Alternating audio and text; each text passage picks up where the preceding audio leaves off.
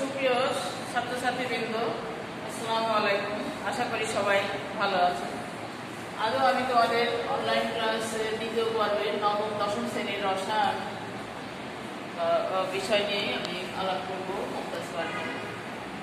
সপ্তম অধ্যায়, এটা গতদিনে আমি তোমাদের পড়িয়েছিলাম। সপ্তম অধ্যায়ের রাসায়নিক বিক্রিয়ার পরে গতদিন আমরা জারণ বিতরণ বিক্রিয়া এগুলো আমরা দেখেছিলাম।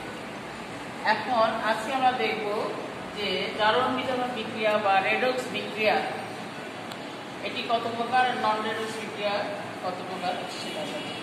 জারণ বিতরণ বিক্রিয়া বা রেডক্স বিক্রিয়া যেটা, জারণ বিতরণ বিক্রিয়া আমরা বলেছি যে ইলেকট্রনের আদান প্রদান, অর্থাৎ জারণ হয়, ইলেকট্রন দান করলে জারণ হয় এবং ইলেকট্রন গ্রহণ করলে সেটা হচ্ছে বিজারণ বিক্রিয়া।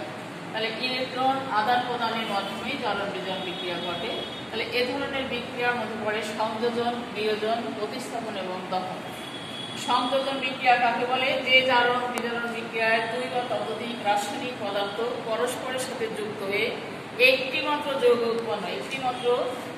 উৎপন্ন করে তাকে সংযোজন বিক্রিয়া বলে। যেমন এখানে আমরা দেখছি উদাহরণে ফেরাস ক্লোরাইড, এটা ক্লোরিনের সাথে বিক্রিয়া করে একটি মাত্র যৌগ ফেরিক ক্লোরাইড উৎপন্ন করেছে। তাহলে এটি একটি সংযোজন বিক্রিয়া। বিয়োজন বিক্রিয়া ঠিক তার উল্টোটা, যে বিক্রিয়ায় একটি যৌগ ভেঙে একাধিক মৌল বা যৌগ উৎপন্ন হয় তাকে বিয়োজন বিক্রিয়া বলা হয়। যেমন এখানে অনেক উদাহরণ রয়েছে, তার মধ্যে আমি একটি করে বলছি তোমাদের। ফসফরাস পেন্টাক্লোরাইড, 5টা ক্লোরিনে ফসফরাস পেন্টাক্লোরাইড, এটা বিয়োজন বিক্রিয়া, এটা হয় ফসফরাস ট্রাইক্লোরাইড এবং ক্লোরিন। তারপর আসে প্রতিস্থাপন বিক্রিয়া। কোনো অধিক সক্রিয় মৌল বা যৌগমূলক অপর কোনো কম সক্রিয় মৌল বা যৌগমূলককে প্রতিস্থাপন করে, অর্থাৎ সরিয়ে তার জায়গায় যদি দখল করে এবং নতুন যৌগ উৎপন্ন করে, এই প্রক্রিয়াকে বলা হয় প্রতিস্থাপন বিক্রিয়া। যেমন জিঙ্ক আর সালফিউরিক অ্যাসিড, এটা বিক্রিয়া করলে জিঙ্ক অধিক সক্রিয়, হাইড্রোজেনকে সরিয়ে তার স্থান দখল করে জিঙ্ক সালফেট উৎপন্ন করে এবং হাইড্রোজেন গ্যাস উৎপন্ন হয়। দহন বিক্রিয়া, দহন মানে আমরা জানি পোড়ানো, এবং কোনো কিছু পোড়াতে হলে আমরা জানি অক্সিজেনের প্রয়োজন হয়, অক্সিজেন ছাড়া কিন্তু দহন হয় না। তাই কোনো মৌল বা যৌগকে বাতাসের অক্সিজেনের উপস্থিতিতে পুড়িয়ে তার উপাদান মৌলের অক্সাইডে পরিণত করার প্রক্রিয়াকে বলা হয় দহন বিক্রিয়া। হ্যাঁ, দহন মানেই হচ্ছে পোড়ানো, এবং দহন মানেই এটা অক্সিজেন ছাড়া কিন্তু কোনো কিছু দহন হবে না। তাহলে মিথেন অক্সিজেনের সাথে বিক্রিয়া করে তার উপাদান মৌল কি আছে? কার্বন আর হাইড্রোজেন। কার্বনের অক্সাইড হচ্ছে কার্বন ডাইঅক্সাইড, আর হাইড্রোজেনের অক্সাইড হচ্ছে পানি, কার্বন ডাইঅক্সাইড এবং পানি উৎপন্ন করে। সালফার মৌল অক্সিজেনে দহন করলে সালফার ডাইঅক্সাইড উৎপন্ন হয়। এই গেল আমাদের জারণ বিজারণ বা রেডক্স বিক্রিয়া। এখন আমরা আসি নন রেডক্স বিক্রিয়া। নন রেডক্স বিক্রিয়া হচ্ছে যে সমস্ত বিক্রিয়া ইলেকট্রনের আদান প্রদান ঘটে না, তাদেরকে আমরা নন রেডক্স বিক্রিয়া বলি। এরকম ধরনের বিক্রিয়া দুই ধরনের হতে পারে, একটা হচ্ছে প্রশমন, একটা অধঃক্ষেপণ। প্রশমন তো আমরা আগেই জানি, প্রশমন কি? অ্যাসিড ও ক্ষার বিক্রিয়া করে লবণ ও পানি উৎপন্ন করে, একে প্রশমন বিক্রিয়া বলে। প্রশমন কেন? এখানে অ্যাসিড ও ক্ষার বিক্রিয়া করে লবণ ও পানি উৎপন্ন হয়, এখানে অ্যাসিডের ধর্ম থাকে না, ক্ষারের ধর্ম থাকে না, একে প্রশমন বিক্রিয়া এই জন্য বলা হয়। যেমন হাইড্রোক্লোরিক অ্যাসিড এবং সোডিয়াম হাইড্রোক্সাইড, এটা ক্ষার বিক্রিয়া করে সোডিয়াম ক্লোরাইড এবং পানি উৎপন্ন হয়। এবং প্রশমন বিক্রিয়া সবসময় তাপ উৎপন্ন হবে, তাপ উৎপাদন। যদি একটা তীব্র অ্যাসিড এবং যে কোনো তীব্র অ্যাসিড এবং তীব্র ক্ষার যদি বিক্রিয়া করে, তাহলে এর প্রশমন তাপ সবসময় সমান হবে, সেটা হচ্ছে -57.34। এটা তারপরে আসে অধঃক্ষেপণ বিক্রিয়া।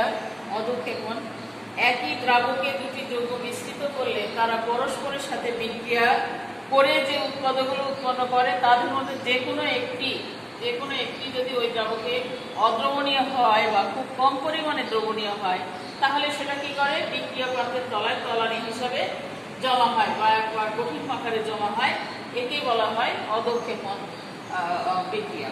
এবং তাহলে এখানে দেখা যাচ্ছে sodium chloride plus silver nitrate, sodium ক্লোরাইডও জলীয় দ্রবণ এবং সিলভার নাইট্রেটের জলীয় দ্রবণ বিক্রিয়া করার ফলে সিলভার ক্লোরাইড আর সোডিয়াম নাইট্রেট উৎপন্ন করে। সোডিয়াম নাইট্রেট দ্রবণীয় থাকে, কিন্তু সিলভার ক্লোরাইড দ্রবণীয় না, সে তখন কি হয়, সিলভার ক্লোরাইড তলানি হিসাবে বা অধক্ষেপ হিসাবে থেকে যায়, সলিড হিসাবে থেকে যায়। এই ধরনের বিক্রিয়াকে বলা হয় অধক্ষেপণ বিক্রিয়া। এছাড়াও আরো কিছু বিশেষ বিক্রিয়া আছে, যেমন আদ্র বিশ্লেষণ বা পানি বিশ্লেষণ। যে কোনো রাসায়নিক বিক্রিয়ায় বিক্রিয়ক হিসেবে যদি পানি অন্য যৌগের সাথে বিক্রিয়া করে এবং উৎপাদক উৎপন্ন করে, তাকে বলা হয় পানি বিশ্লেষণ বিক্রিয়া। হ্যাঁ, আবার আয়নিক যৌগগুলো পানি যোজন বিক্রিয়া হচ্ছে আয়নিক যৌগগুলো কেলাস গঠনের জন্য এক বা একাধিক পানির অণুর সাথে যুক্ত হয়ে এ ধরনের যদি যুক্ত হয় তাহলে এই ধরনের বিক্রিয়াকে বলা হয় পানি যোজন। যেমন কপার সালফেট 5 অণু পানির সাথে যুক্ত হয়ে কপার সালফেট 5 অণু পানির এটা কেলাস গঠন করে এবং নীল রঙের তুতে আমরা বলি যেটা, এটা নীল রঙের হয়, 5 অণু পানির সাথে থাকে। আর শুধু কপার সালফেট যখন থাকে এটা কিন্তু সাদা। সমানুকরণ বিক্রিয়া, যদি দুটি যৌগের আণবিক সংকেত একই থাকে কিন্তু গাঠনিক সংকেত ভিন্ন হয় তবে তাদেরকে পরস্পরের সমাণু বলে।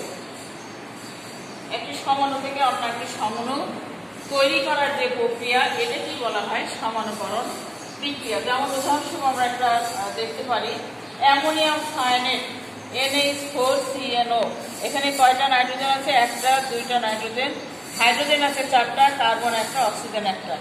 অ্যামোনিয়াম সায়ানেট, এটাকে তাপ দিলে এটা হয় ইউরিয়া NH2CO NH2।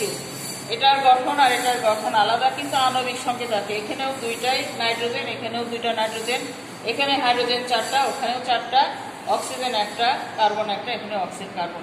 অর্থাৎ আণবিক গঠন এক কিন্তু গাঠনিক সংকেত ভিন্ন হওয়ার কারণে দুটি ভিন্ন যৌগ, এটা অ্যামোনিয়াম সায়ানেট, এটা ইউরিয়া।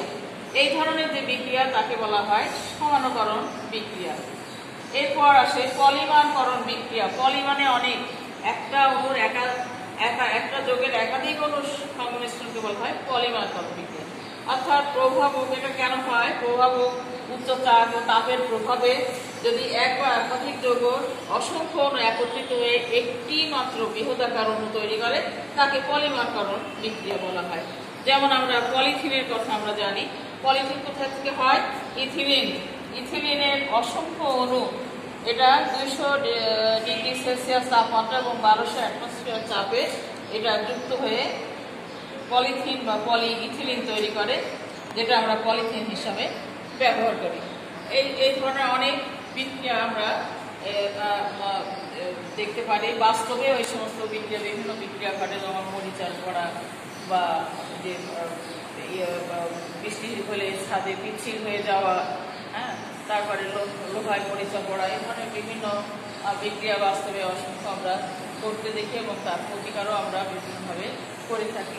সুচ রাখলে মরিচা ধরে যায়, সেটা আমরা তেলের মধ্যে রাখি, এসব বিভিন্ন বিক্রিয়া আমরা কিন্তু বাস্তবে দেখি এবং তার প্রতিকার করে থাকি। তাহলে আজ এ পর্যন্তই আমাদের এই অধ্যায়ের এ পর্যন্তই আমি আজকে শেষ করছি। এবং তোমরা গত ক্লাসগুলি সবই যদি দেখছো, সেইগুলোর মধ্যে থেকেই কিন্তু তোমাদের পরীক্ষাগুলো হবে। এই অধ্যায়গুলো তোমরা ভালো করে পড়বে সবাই, এর ভিতর থেকেই পরীক্ষা হবে। যদি অনলাইন ক্লাসগুলো ফলো করে থাকো অবশ্যই তোমরা এইখান থেকে প্রশ্নের উত্তর করতে পারবে।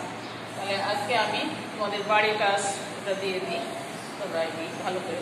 আমি তোমাদের কিন্তু বাড়ির কাজ দিয়ে দিচ্ছি, যদি তোমরা এই অধ্যায়ের ভিতরেই পাবে। এতক্ষণ যে আমরা এগুলো পড়লাম রাসায়নিক বিক্রিয়াগুলো তার ভিতরেই আছে। এই অধ্যায়টা ভালো করে পড়লেই এর উত্তর তোমরা দিতে পারবে।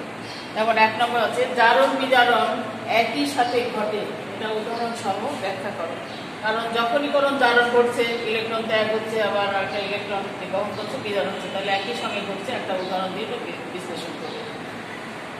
বাস্তবে সংঘটিত কয়েকটি ক্ষতিকর রাসায়নিক বিক্রিয়ার উদাহরণ দাও এবং তাদের প্রতিকারের উপায় বর্ণনা করো। এই দুটি প্রশ্ন তোমরা সুন্দর করে এই অধ্যায়ে এইগুলো পড়লেই তোমরা উত্তর করতে পারবে, ভালো করে পড়বে। এবং আশা করি তোমরা এই অধ্যায়ের ক্লাসগুলো ভালো করে তোমরা ফলো করেছো এবং সামনের পরীক্ষার জন্য তোমরা এই যতগুলি অধ্যায় এতদিন পড়ালাম সবগুলি তোমরা ভালো করে পড়বে এবং প্রতিটি প্রশ্নের উত্তর দেবে। ভালো থাকি সবাই, আজ এ পর্যন্ত। আল্লাহ হাফেজ।